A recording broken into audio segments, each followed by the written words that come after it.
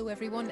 My name is Noreen Lawler, Training Manager in CPSMA, and you're very welcome to today's webinar, Health and Safety, an Introduction for Boards of Management.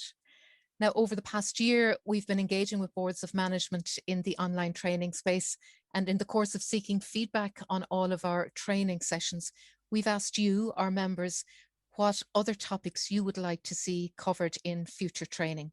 And health and safety features regularly in the evaluation returns. So it was also requested by chairpersons in the recent survey of services and supports conducted by CPSMA. So we're delighted to present this introductory session, and joining me on today's panel, we have Shay Bannon, and Shay was principal of a large school for 22 years, and he established a health and safety consultancy business in 2013. Shay is chair of the National Health and Safety Committee, and he's also chair of the COVID Advisory Committee within the GAA. We're also joined today by Alan Black from Allianz. Alan is the Religious and Education Manager there, and he's going to give us the insurer's perspective on the topics covered in the course of today's broadcast. So in terms of the broad objectives of this session, it's an introduction to creating awareness of a health and safety culture in our schools in the context of the Board of Management's responsibility as an employer. And as the webinar is providing an introduction or an overview, the Q&A function on Zoom is not enabled at this particular point in time, purely to ensure that we don't veer into any detailed or specific discussion. Again, we want to keep it very general. And as the webinar is going to be general in its content, I'm going to begin by asking Shay the most open question that I could come up with. And Shay, it's, given that our boards are in the second year of their current term, where should a Board of Management begin in terms of creating a health and safety awareness culture in their school?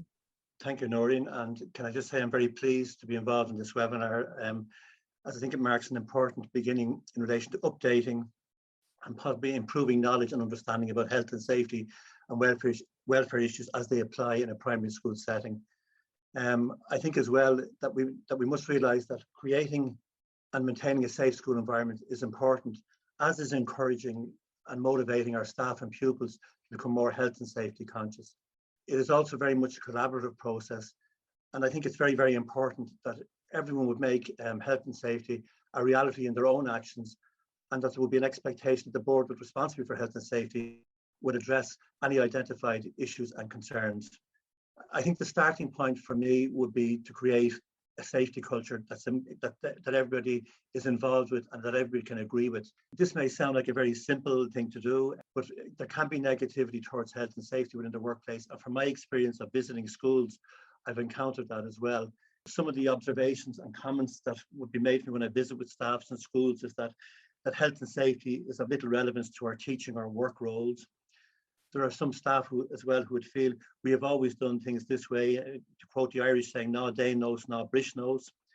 Others would say that they've too many other competing pressures and that their job is to focus on the pupils and their needs and not on health and safety. One that's regularly applied as well is that isn't that why we pay insurance? And that possibly is if genuine accidents happen, but it's not a good reason for not getting involved with health, safety and welfare. Another one is fear of litigation, and that if they get involved in anything to do with health and safety, they'll end up in court. And I think there's nothing more certain than if you don't get involved and do things safely and correctly, you will end up in court. So I don't think that stands up too well in terms of critique when you're looking at health and safety. From my perspective, health and safety is not a standalone aspect of the operations within a school. I think it's an integral part of everything that happens and that it underpins all the operations within the school. Another thing I think that would be very important for the board to remember as well is that it shouldn't be seen as a set of rules or conditions imposed on by others, but rather something that comes from within and that involves all staff in terms of what's actually happening. And again, I think that reflects the culture within the school. If people are involved, it shows that people care and they're actually going to be more interested in what's actually happening. And I suppose the other thing that I would always remind boards as well is that a lot of the staff working in schools would spend 30 to 40 years in that environment. So it's in their interests to look after their welfare and to look after their safety. And again, the board should encourage that. Again, from visiting schools and from looking at what makes up a safety culture, I think my view would be that everybody shares the same responsibilities towards health and safety. The systems are informed by staff and not designed and enforced by the board, or is that an outside expert coming in who knows nothing about the actual building or the facilities.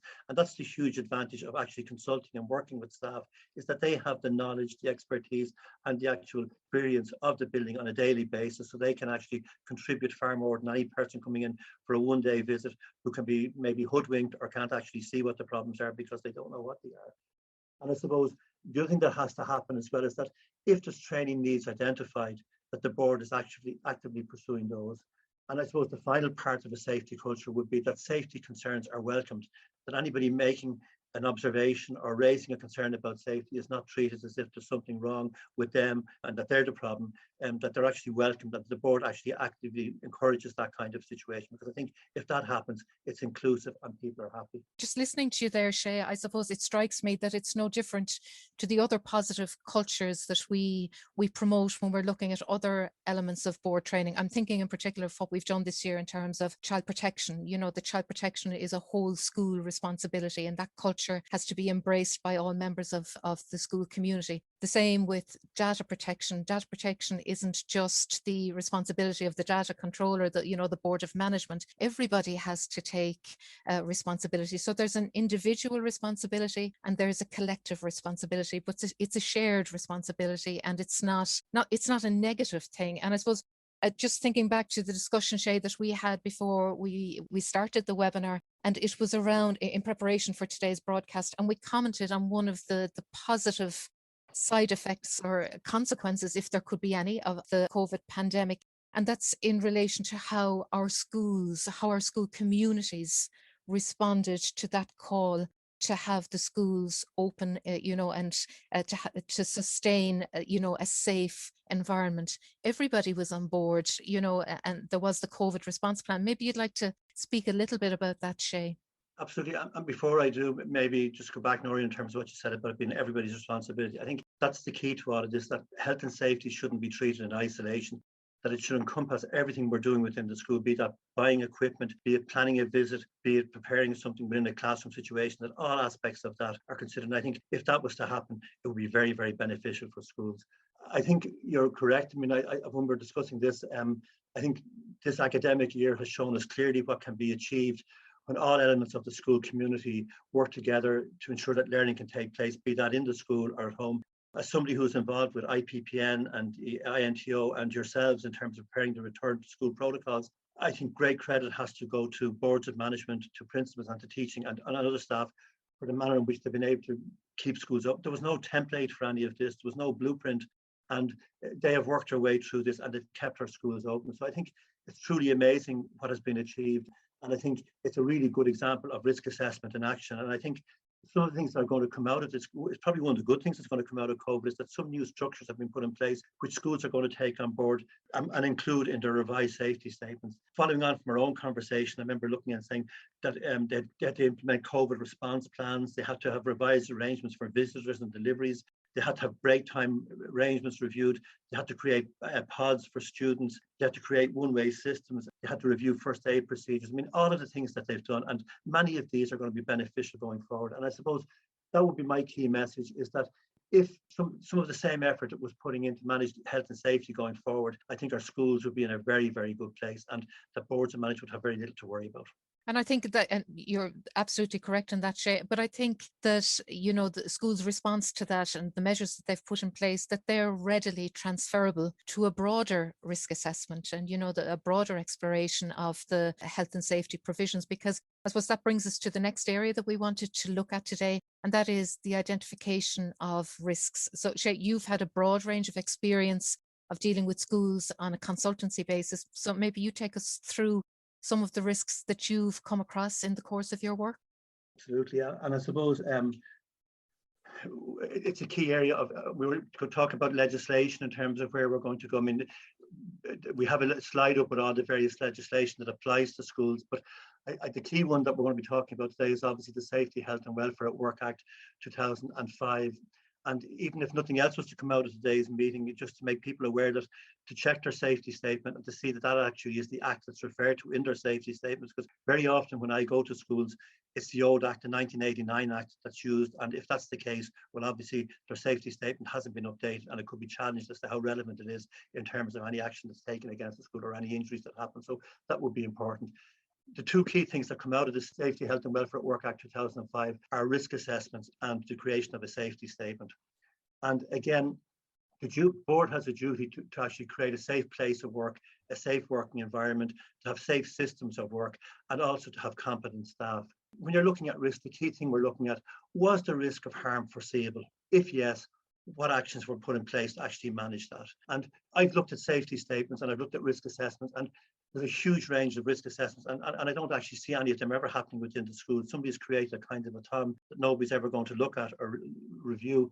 When I'm actually visiting a school, what I actually look at is to see much of my risk assessment is informed by the kind of injuries and accidents I've actually seen happening in schools. And if you think about that, where would they be happening? They'd be happening in playground areas where people are walking or running around in a playground.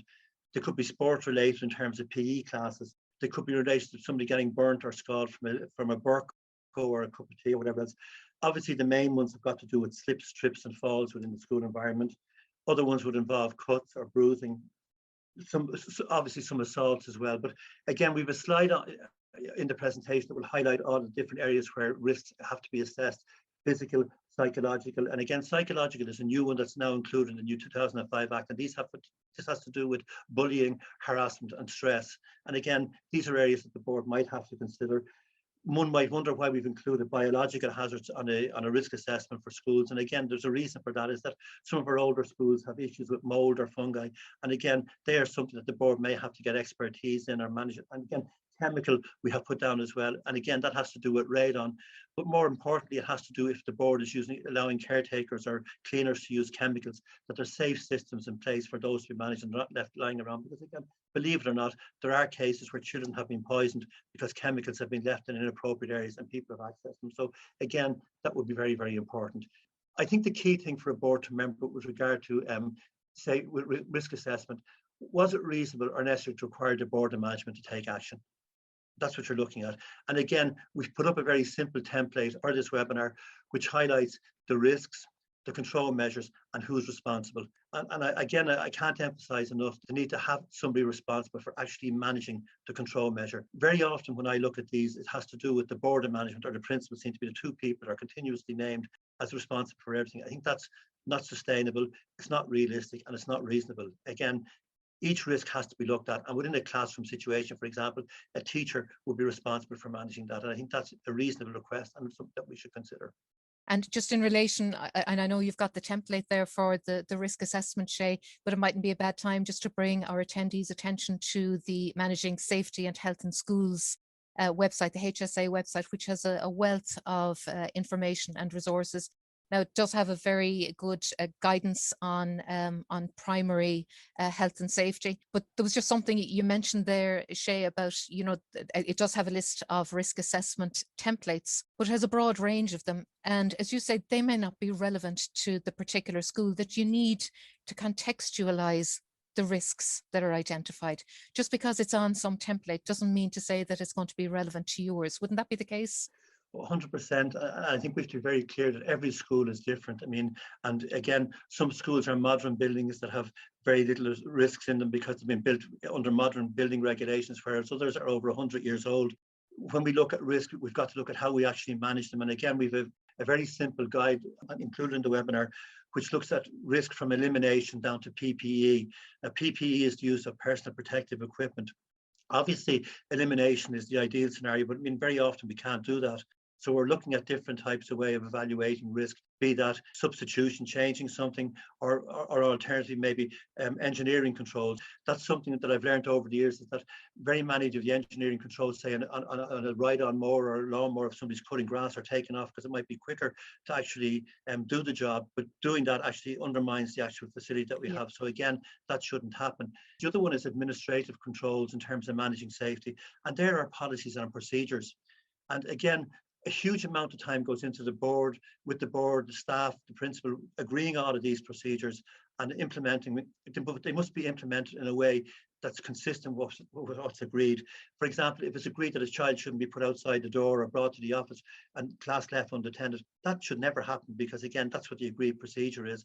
If there's procedures in terms of yard supervision, that people are there on time and covering what the area they're supposed to be in, because that's what's agreed. So again, they're the ways we manage and deal with the risks in school. And if we adhere to that, well then the board is in a very safe place. And again, we had this conversation as well, Shay, in relation to the agreed procedures and, what the protocols are in a particular school based on their particular context. But there's no point in having agreed procedures if they're not communicated, particularly to new members of school personnel. So there are two pieces there: having the identified procedures, making sure that they fit the context of your school, and making sure that they're communicated to the relevant personnel. So I suppose just moving on as well, Shay, in terms of the Safety, Health and Welfare at Work Act 2005, what's the board's responsibility in terms of a safety statement?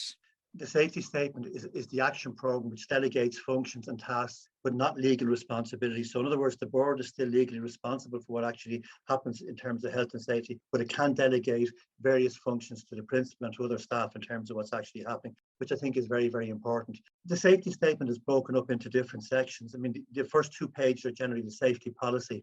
Most schools I go to have those 2 pages at the front door as you enter the actual school. And again, that's signed by the chairperson. It outlines how the board treats health and safety and how seriously it takes it. Your front part of the statement would also have things to do with first aid, emergency procedures, and whatever else. All I would say to the board in terms of those is just to check that they're up to date. Very often what happens is that people have retired or people have stopped being involved with first aid or defibrillate or whatever else, and their names are still on it. So new staff coming in would look for somebody, but they're no longer on the staff. So again, it's just that they're updated and managed, and that numbers for key contacts, emergency services, that are accurate and correct. Obviously, the key part of the statement is the section with the risk assessments. And as you rightly said, Noreen, the HSA has a whole range of templates created to manage that. But you need to look at your own school, work from the front door, work your way around and see what the risks are and what ones need to be included. If we're looking at risk, we're talking about classrooms, we're talking about yards, we're talking about playing fields, that we assess and see what the risks are and just put in the controls that are actually necessary for that. The key thing, as you mentioned as well, is the idea of communication, and particularly for new staff. We very often forget that teachers coming in and training or whatever else, we assume that they know everything in terms of fire drills, fire procedures, emergency accident reporting. So it's important that we remember that. And again, as a former principal, I used to regularly forget when new people came in that I had to train them in the same way. So that's a key part of our training. So again, it's something that the board might just be aware of. The question I'm often asked is, when should the safety statement be reviewed or amended? That's on a routine basis. I mean, some people should be done annually.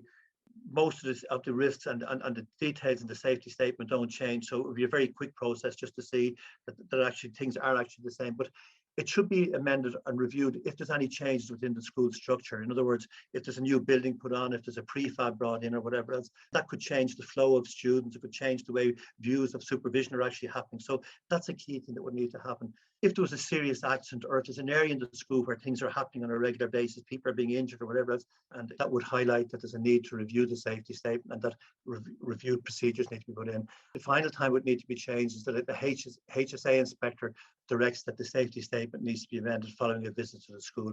That would be another requirement that's written in the legislation, where the safety statement has to be updated in line with what he or she has required. Thanks for that, Shay. And just a question that comes up quite regularly, really, and it's in relation to the difference between a safety representative and a safety officer. So maybe you could explore that for us. Absolutely. Again, a safety officer is something that seems to be peculiar or particular to the primary school sector. And again, it was normally a competent person who was selected and appointed on behalf of the board of management.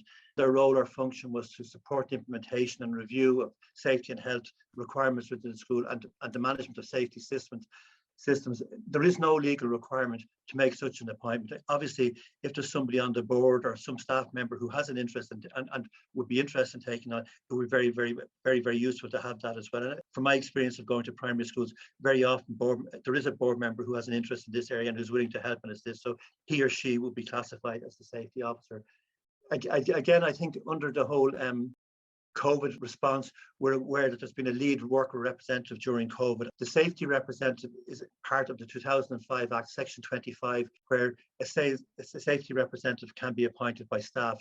It's not mandatory, but again, it's a very important role within the school. And I think as a result of COVID, staff are far more aware that they can have a role in terms of what's happening. And I think it's very likely that a safety representative will be appointed in schools when all of this COVID is finished, and we'll have a safety representative there. There was a fear initially that people would be getting into a legal minefield in terms of this role, but I think there are functions, not duties, associated to the person. So again, I think that makes it more interesting, and that people would be far more willing to take it on. And I think it opens up the lines of communication there as well, Shay, because a lot of boards do appoint a safety officer. It's an unofficial role on the board, but it just creates that line of communication maybe between the safety officer and the staff safety representative, you know, to make sure that health and safety issues are kept on the agenda. Would you agree with that? Oh, 100%. I mean, I think, and it also deflects attention away to the person coming in to cause problems. I mean, they're representing the staff, so I think it is a very, very useful. A lot of schools, larger schools in particular, have created a kind of a safety committee as well, where they've involved more staff in terms of trying to manage health and safety, and the safety representative would be on that committee as well. The outcome is to produce a work environment where people's welfare and safety and health is looked after. And I think if that's seen as the role, well, then it works very, very well. And I think it's good to have a link between the board and the school staff. It should be seen as non-threatening, but rather one that where issues can be dealt with and managed in a respectful way. Yeah, again, contributing to that positive culture. So thanks for that, Shay. I think at this juncture, I'd like to hand over to Alan Black from Allianz. Alan, as I said, is the Religious and Education Manager, and he's going to offer us some general advice on beginning that health and safety journey in your school. So over to you, Alan. Thank you, Noreen. So what I would like to do is just to give you a bit of an overview, just from and give you some hints and tips and advice from an insurance perspective. And look, that might sound a little bit kind of, technical. What are you going to learn from a technical perspective? And I'd agree with you. You probably wouldn't learn much. So what I want to do is I want to give you 5 hints, tips, whatever you want to call them, that will actually possibly improve the safety of your school, certainly improve the awareness and the safety culture in your school. So the first area of that would be to take some of the burden off you as a school principal. And that would be to develop a safety committee. So if you develop a safety committee in the school, regardless of how big or small your school is, so you'd be thinking, even if you have a small school, all you need is 3 people. So if you have, the principal, you could have a member of the board of management, and you could have somebody from your staff, one of your teachers or such. And if you actually put together a committee, then that shares the responsibility that you would have from a health and safety point of view. It also means that you have people to talk about, to plan, to implement some of these safety measures. But I would also say that if you have a safety committee, then rather than the school principal taking all the responsibility, you would also have this as an ongoing item on the agenda for the Board of Management. And once you have a member of the Board of Management on your safety committee, they're invested in the whole process. And so it works in tandem like that. So that's number 1. So number 2 would be actually to get your teachers invested in the whole area of safety within the school. And what I would recommend in relation to that would be to actually get them to carry out an assessment of their own classroom. So if you have a very basic kind of safety template, which I'm sure Shay has already gone through with you, you can just give them that one page sheet where they go around, they look at their own classroom, and they look at and they identify what are the hazards within that classroom. And what you'll find then is, they will become much more invested in the process because they've been part of it, but they will also become more aware of what the hazards and such like that are within the classroom. And anytime you're getting people invested in it, they're involved in the process, they'll be much more aware. It just works out much better from that point of view. So number 3 then would be actually to create a safety culture within the classroom. Because if you think about it like this, within the classroom, you have the kids, and they're the ones who are potentially going to be involved in an accident or something might happen. We don't like thinking like that, of course, or even talking like that. So, but it's about very simply creating a safety culture within the classroom. So that is very simple to do, and it's like most things with kids, it's about repetition. So it's simply about the class teacher actually advising, here's one or two kind of safety measures, couching it just as normal kind of everyday conversation. What we would like you to do is to make sure that you put your chair in under the table when you're walking away. You don't have bags hanging on the back of your chair because they might tipple over. So very simple advice, very simplistic language in relation to it. But what you also do then is, as you're saying that, you also talk about what the potential consequences are. And from a nice perspective, of course, what you're saying is you want to put your chair in under the table because you don't want someone else to trip on it. You don't want to put bags in the back of your chair because you don't want it to fall over and to hit somebody and to hurt somebody else. So very simple language, but just to create very simply that safety culture within the classroom. And what you'll find then is that becomes part of the school. That the kids will actually, pupils of your school will actually bring that further out, into the playground, but just into the whole culture of the school. So number 4 then is in relation to kind of safety for the staff.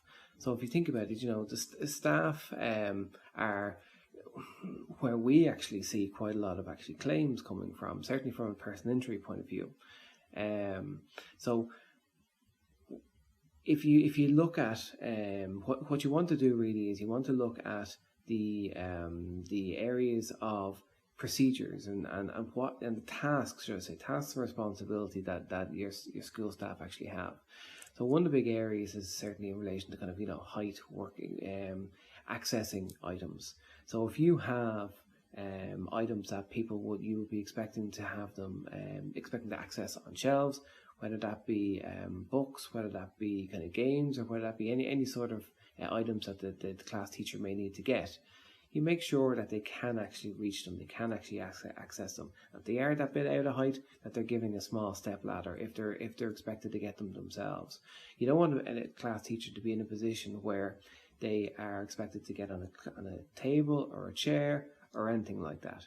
You don't want that position to have to arise. So you don't want to be giving obviously kind of big ladders or anything like that, but a small couple of step ladder will be appropriate in that case. But you also want to plan out the situation. You want to make sure that you don't have anything kind of heavy on the top shelves, or if there is something that's on the kind of higher shelves that you wouldn't need to access in regular occurrence, that would be actually put on lower shelves. So you want to be looking at the overall point essentially is that you want to be looking at the overall safety for your staff.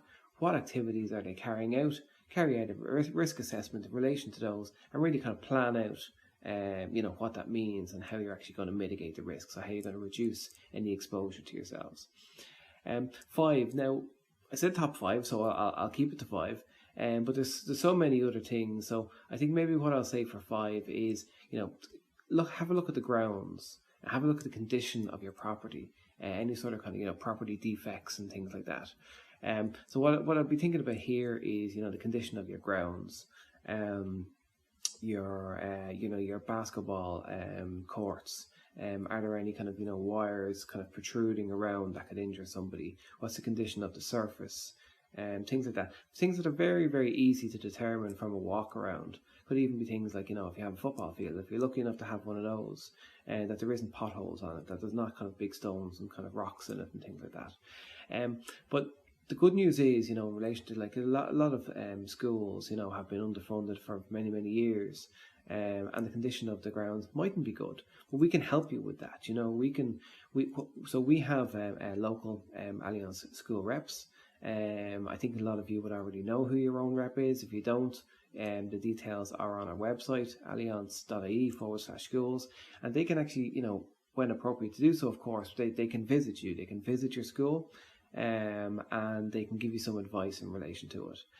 You might think, some of these cases, it's very obvious what needs to happen and what sort of advice can they give you, because you've probably identified in a lot of these cases the problem yourself. There's potholes, there's degrading surfaces, there's elements like that, So as part of that service, so as part of, obviously they can go out and identify things that maybe aren't so obvious to you, but as part of the overall service, what they can do is they can give you a report outlining, what the issue is and what the consequences of that are, what the responsibilities of the school and the board of management are in that regard, and what the risks are. And a report like that can actually be used then to submit along with funding, to the Department of Education to try and get, the area repaired and the proper the issue remediated essentially. So that's something that we're more than happy to help you out with. We really are. And something, look, we hope you'll find a value, and I know that many schools have found it a value, and it has been a serious help to them when they have been applying for funding. So I think that's our top 5. As I said, that there's plenty of other things that we could discuss, that we could talk about. The last thing I think I'll say is this is an area that we have been obviously looking. We're always looking at what are the risks, how do we improve them, but what we want to do is we would like to give you some advice and some tools that actually assist you to help you carry out a risk assessment yourselves, but that is from a very user-friendly point of view. So we have developed something, and we'll be looking to send that out to schools, to our school customers very shortly. And believe me, it's a very user-friendly guide in a very pictorial format of how to actually carry out a risk assessment. What are you looking out for when you're carrying out a risk assessment? And believe me, with this, your junior infants could carry out a risk assessment when they have this. Not that we'll be encouraging that type of thing, of course. But look, so we will look to have that out to our customers very soon, certainly before the summer. And we do believe that will actually be a big help for you along this kind of whole process, because it can be, risk assessments and health and safety. It can be a bit intimidating, but we'll work together and give you the assistance with your local rep, but also within this kind of tool that we'll have for you soon to make sure that you're able to kind of do this yourselves. And if you have any questions, please do contact your local Allianz schools rep. And they'll be more than happy to help you out. Thanks for that, Alan. And we look forward to seeing the Allianz templates. Again, whatever can support boards in a user-friendly way would be most welcome. So we're almost at the end of our introductory session, but before we finish, I'm just going to direct one last question at Shay. Shay, if I was to ask you to highlight maybe 3 takeaways from today's session, what would they be? What I would hope is that board members will have an appreciation of all the good work that is being currently done to comply with health and safety legislation within their schools. I think when they particularly look at the photographs and see the kind of images that are there, that they should feel reassured that they're actually in a much better place than some of the schools that actually, some of those photographs they've actually witnessed and seen. I think as well that they should be reassured that we're not looking for perfection, but that we're saying that having a strong health and safety policy will help the board to build up a good relationship with staff. And research has shown, and this is proven in all over the world, that if people feel safe and valued, they're far more likely to be satisfied with their workplace and happy to stay there. And as we said earlier, people are going to spend between 30 and 40 years in a work environment. So this is a way that the board can actually work actively to keep good staff and to make sure that people stay with them. Another takeaway point I would like the board to take away is that they have an important role visibly in supporting what's actually happening by setting a good example, and that maybe they might consider including health and safety and welfare. The welfare part's important, and as an agenda item on their meetings, at board meetings. This would also allow them to make necessary funding may be available for issues that are arising. So that would be the second takeaway. And I suppose the third one that I'd hope is that it would recognise that training for all staff is important, as it helps to create a safe and secure working environment. Now, we're not talking about very complicated training here. We're talking about that it should cover policies and procedures, hazard detection maybe and control, accident reporting, first aid, handling of emergencies, and again, manual handling if it's needed for SNAs or other staff like caretakers or cleaners. But all of that would happen. I think if staff have to deal with new changes or new conditions of work, the training should also be provided at that stage. Maybe to look at existing communication structures within the school to ensure that there are appropriate structures in place so that staff can raise any issues that they have. So I think if they could take those messages out of today, I'd be very happy. three clear messages that we'll see them well on the way to building up that positive culture of health and safety awareness. So I suppose at the outset, we described today's webinar as an introduction to managing health and safety in the school environment. Now, we hope that it achieved its objectives, and we hope that the webinar provides you with a scaffold or a structure for addressing and fulfilling your health and safety responsibilities as a board. So to that end, I would like to thank most sincerely Shay Bannon for joining us today. Thanks, Shay, and for sharing with us his expertise and his practical advice. And I think the practicality really is the key. Our thanks also to Alan Black for his contribution to today's session. So finally, our thanks to H2 Learning for facilitating the delivery of the webinar, and to you, our attendees, for engaging in today's Board of Management training. So thank you all very much. Stay safe and slán tamall.